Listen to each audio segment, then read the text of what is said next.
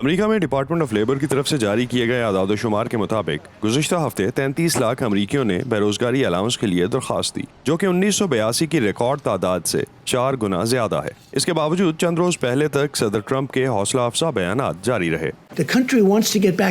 امریکہ کام پر واپس جانا چاہتا ہے۔ ہمارا ملک کام پر واپس آنے کے لیے بنایا گیا تھا۔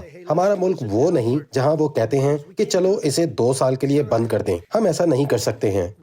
تاہم صدر ٹرمپ نے ماہرین صحت اور خود اپنی پارٹی کی جانب سے مخالفت کے باوجود سماجی فاصلے جیسی احتیاطی تدابیر پر عمل درآمد کو 30 اپریل تک جاری رکھنے کا اعلان کر دیا ہے۔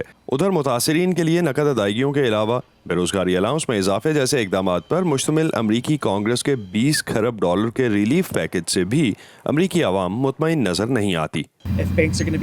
اگر بینکوں کو کسی مشکل کے وقت بیل آؤٹ مل سکتا ہے، اگر ایئر لائنز اور کروز شپس جیسی صنعتوں کو ریلیف دیا جا سکتا ہے، تو اس ملک کو چلانے والی ورکنگ کلاس کے لوگ جو اس بحران کے دوران ہر محاذ پر سب سے آگے ہیں، وہ اگر اس بیل آؤٹ کے ذریعے خاطر خواہ آمدنی بھی حاصل نہ کر پائیں تو یہ واقعی مایوس کن اور پریشان کن ہے۔ ہندوستان نے بھی 22.6 ارب ڈالرز کے معاشی پیکج کا اعلان کیا ہے تاکہ اس بات کو یقینی بنایا جا سکے کہ ملک گیر لاک ڈاؤن کے نتیجے میں مشکلات کا شکار لاکھوں غریب لوگ بھوکے نہ رہیں۔ ہم تو روز کما کے روز کھانے والے بندے ہیں، ہمارے لیے جب کام ہی نہیں چلے گا تو ہم کھائیں گے کیا، رہیں گے کہاں؟ گھر پہ راشن پانی کا ہر چیز کا ویوستھا ہم کہاں سے کریں گے؟ تو ہمیں تو یہاں پہ زیادہ دقت ہے۔ اس سے بڑی ہم 2-4 دن 10 دن میں جو بھی گھر پہنچیں گے یا جیسے تیسے پہنچ پائیں گے یا نہیں پہنچ پائیں گے، اس کا کوئی انومان نہیں ہے۔ یورپ میں جہاں اٹلی اور اسپین اس وبا کا مرکز بن چکے ہیں، یورپی کمیشن نے کورونا وائرس کے تباہ کن اثرات سے نمٹنے کے لیے ایک نئے فنڈ کا اعلان کیا ہے۔